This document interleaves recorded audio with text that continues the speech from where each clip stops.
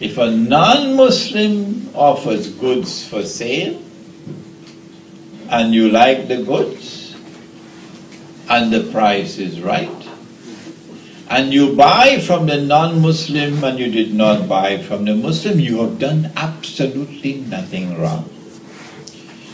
The day you start saying, I must buy from my Muslim brother, you are destroying the free market. Because the market does not discriminate between Muslims and non-Muslims. No. MashaAllah, what a beautiful religion. Scholars of international economics at the State University of Binghamton in upstate New York, who were the most advanced in thinking on the subject, came to the conclusion that the last free and fair market that the world experienced was the market of the Ottoman Islamic Empire. So the Prophet said no for the third time. But he said we can pray to Allah to bring down the prices by increasing the supply. So value can fluctuate. Even the value of gold can fluctuate depending on demand and supply. But at no time does money have a value other than the value that Allah has given to it. So now we can answer the question. The reason why it was riba for the dates and not riba for the animals was because dates were used as money. And if I could give you 1 kilo and you give me 2 in return, you open the door for the money lender, isn't it? Come on, isn't it? Yeah. I give you this much, you give me that much in return, higher. So you open the door for the money lender. This is the essence of riba, he said. Once it is money on this side and the same money on this side, it must be equal to equal. The reason why it was okay for camels was because animals were never used as money. I work for the whole month and I get my salary, and my salary is a goat. You heard that one, didn't you? Yeah. So I'm taking the goat home, and the goat fell down in the ditch and died, and I reached home and I told my wife salary died. So she said, go tell the boss. I don't think she's here, is she? I went to the boss and I told him, boss, salary died. He said, but when I gave you salary, salary was alive. So animals can fall ill, animals can die, you can't use animals as money.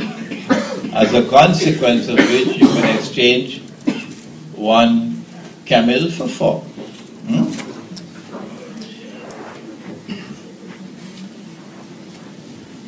Equal for equal, hand to hand. Other than that, it would be riba.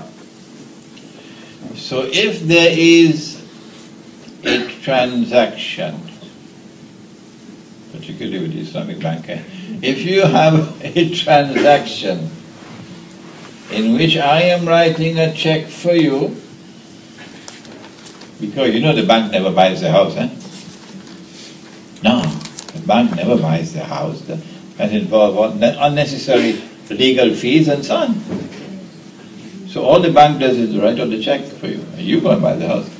So if I have a transaction in which there is an exchange of money for money, and it's the same money, Malaysian ringgits. I hope I'm not being unfair to Malaysia. Money for money. I am giving you money and you are giving me money, the same money. It has to be on the spot, cash. It cannot be credit. It will be riba. That's the implication of hand to hand. Prohibited. It is prohibited to have a financial exchange of money for money if it is the same money as a credit transaction. This point has come out for the first time in my public lectures. I never explained it before because I did not understand it before. So welcome to money in Islam. Do you mind if I call it Sunnah money? No. Good. But that's not all. This money is also in the Qur'an. Because the dinar is in the Qur'an and the dirham is in the Qur'an.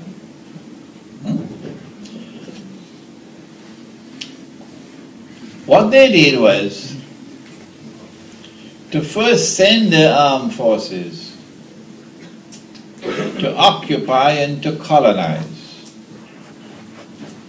And the process of colonization was not only to rip us off and to make London rich and New York rich, but more than that. The process of colonization was, among other things, for the purpose of taking our money out of the market and replacing it with something else. What they replaced it with was something, a monetary system that at the beginning could not be clearly understood. But then came 1944. What happened in 1944? Bretton Woods Conference. And out of the Bretton Woods Conference, what emerged? The International Monetary Fund. So at least from 1944 we have no excuse. What came out of the process of decolonization was a new monetary system in which money is no longer something with intrinsic value. Now, I should have mentioned, and I forgot to mention, that in these six, money is either precious metals or articles of food consumption. So you can't ban it, the government can't ban it. People need it to food as food, see? They could ban the gold. Articles of food consumption which are in abundant supply in the market and which have a shelf life. As a consequence of which we say, well, if you are in the Indonesian island of Java and you want to bring back Sunnah money and you have a shortage of gold and silver, what would you use as money? Rice. And if you were in Cuba and you got the news that Fidel Castro doesn't smoke cigars anymore, and you want to bring back Sunnah money and you do not have enough gold and silver, what would you use? Sugar. Sugar. Okay, and remember, brown sugar is better than the white sugar. So, what they did was to take the good money out of the market. In the process of decolonization, they first removed the real money out of the market and replaced it with this money which, number one, has no intrinsic value. None. Number two, they are creating wealth out of nothing. Out of nothing. And so they are playing God, hence shirk. The system started, however, with dust in our eyes. That at least one currency had integrity. Only one currency had integrity. And that was the US dollar, because it was redeemable in gold at how much? 35. It was redeemable in gold at $35 an ounce. But then after that, they reneged on their obligation, and finally even that redeemability was torn up. And number two, only governments could bring their dollars to redeem it for gold and not people. We came to the conclusion, therefore, that this entire monetary system was bogus, was fraudulent, was haram, and that it was used to rip us off. That they could just print paper, and buy whatever they want from anywhere in the world, and we will ship all our resources to them, of which the most important was oil. And all they had to do was print paper and ship it to us. What will Allah do? What will Allah do to an ummah which has so disgracefully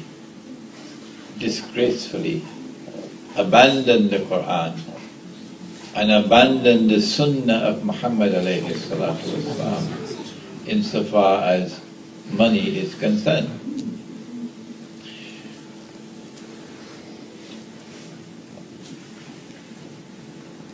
This is a bitter hadith. It is seldom ever quoted. Seldom. It is narrated by Ali radiallahu ta'ala anhu. It is recorded in the Sunan of Tirmizi. And the Prophet ﷺ prophesied,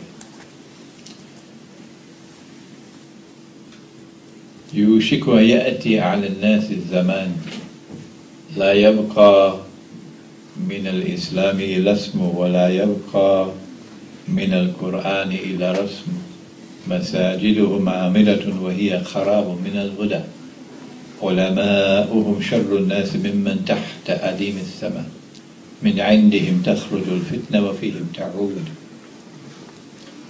It will not be long before that time will come when nothing will remain of Islam but the name, and nothing will remain of the Qur'an but the traces of the writing.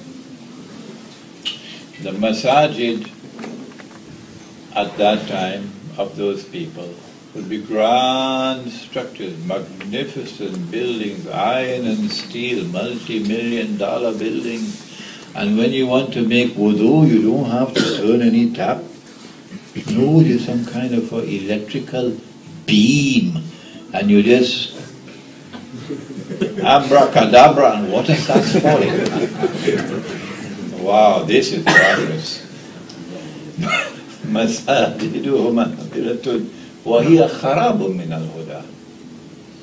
Grand structures, but devoid of guidance.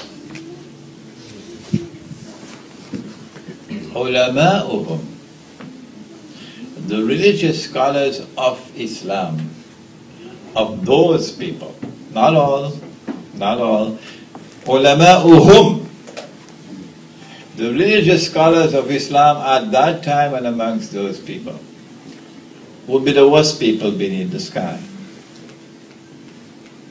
From them would come, and they would be the centers of fitna, means to which people are tested and tried. When you fail, you're corrupted. What do we do?